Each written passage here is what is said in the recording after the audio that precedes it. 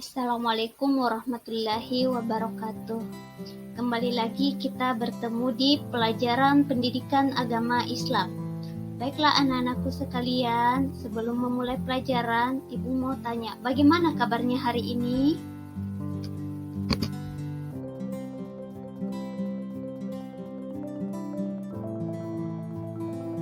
Nah, pada pertemuan kali ini kita akan membahas tentang iman kepada hari akhir. Iman kepada hari akhir adalah rukun iman yang kelima. Hari akhir sudah pasti akan terjadi. Tidak ada yang bisa memundurkan hari kapan terjadinya hari kiamat. Kemudian, kiamat dibagi menjadi dua. Antara lain, yang pertama adalah kiamat sugra dan kiamat kubra. Adapun kiamat kubra adalah kiamat besar. Hal ini ditandai dengan ditiupnya trompet malaikat Israfil. Maka seluruh dunia beserta isinya akan hancur. Gunung-gunung meletus, air laut meluap, dan langit akan runtuh. Serta terjadi gempa bumi di mana-mana. Semua manusia akan mati dan pasti mati. Untuk lebih memperdalam tentang pembahasan kiamat kubra, maka marilah kita saksikan ilustrasi kiamat kubra pada video berikut ini. Hari kiamat sudah diambang pintu. Kiamat pasti terjadi. Seluruh makhluk pasti mati. Alam semesta hilang. Makhluk yang paling terakhir dibunuh oleh Allah adalah iblis. Seluruh malaikat telah dimatikan. Yang tersisa hanyalah malaikat maut dan iblis. Maka Allah berfirman, hai iblis, hari ini janji telah ditepati. Engkau adalah makhlukku yang paling terakhir yang akan dicabut nyawanya oleh malaikat pencabut nyawa, malaikat maut.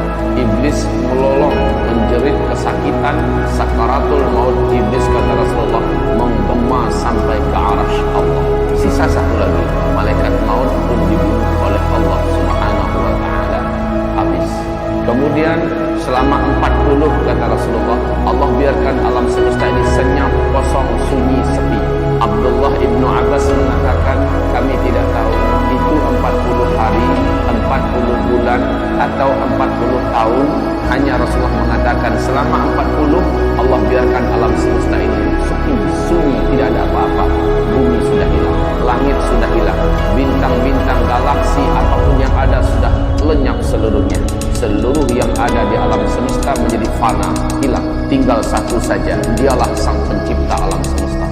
Kemudian dengan kun fayakun, Allah ciptakan kembali semuanya. Tetapi sudah berbeda. Pada hari itu Allah sudah ciptakan lagi bumi, tapi bukan lagi bumi yang sekarang ini. Allah ciptakan kembali langit, tapi bukan lagi langit yang sekarang ini. Semuanya yang masa lalu telah dibinasakan, yang sekarang adalah baru. Rasulullah mengatakan bagaikan tikar yang maha luas bumi nanti. Sampai di mana ujungnya, dari mana startnya, tidak ada yang tahu. Dan bumi itu disebut dengan Ardul Mahsyar. Rasulullah bersabda, datanglah hujan membasahi bumi di mana ada manusia ditanam di dalamnya. Manusia pun bermunculan seperti cendawan yang tumbuh di musim hujan, kata Rasulullah. Bermunculan dari liang lahatnya, tetapi sudah sama baya dan usianya. Usianya sama muda semua. Laki-laki, wanita, tidak ada yang memakai pakaian satupun. Telanjang bulan. Bunda Aisyah bertanya kepada Rasulullah, ya Rasulullah, telanjang bulan, apakah tidak sibuk orang melihat aurat orang lain, ya Rasulullah? Laki-laki melihat aurat wanita, wanita melihat aurat laki-laki. Apa kata Rasulullah? Pada hari itu, saking menegangkannya pemandangan dan keadaan, sampai-sampai tidak terfikir lagi tentang aurat dirinya dan aurat orang lain.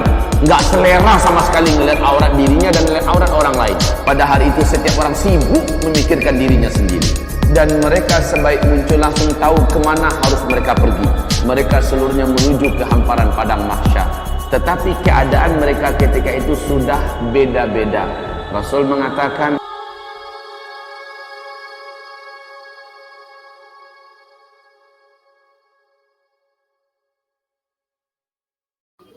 Dengan melihat tayangan video tentang ilustrasi kiamat tadi, maka sebaiknya sebagai seorang manusia yang baik, kita harus membekali diri kita untuk persiapan menghadapi hari akhir. Dalam Al-Quran banyak ayat yang menjelaskan datangnya hari kehancuran ini. Salah satunya dalam Al-Quran surat Al-Hajj ayat 7 yang berbunyi, sesungguhnya hari kiamat itu pasti akan datang. Tidak ada sedikit pun keraguan kepadanya. Sungguh Allah akan membangkitkan siapapun yang ada di alam kubur. Bekal apa yang harus dipersiapkan oleh manusia untuk menghadapi kematian ataupun hari kiamat? Pertanyaan ini bisa dijawab dalam Quran surat Al-Kahfi yang artinya, siapa yang mengharap pertemuan dengan Tuhannya, maka hendaklah dia mengerjakan kebajikan dan janganlah mempersekutukan Allah dengan makhluk apapun. Terima kasih, sampai berjumpa kembali pada bab selanjutnya.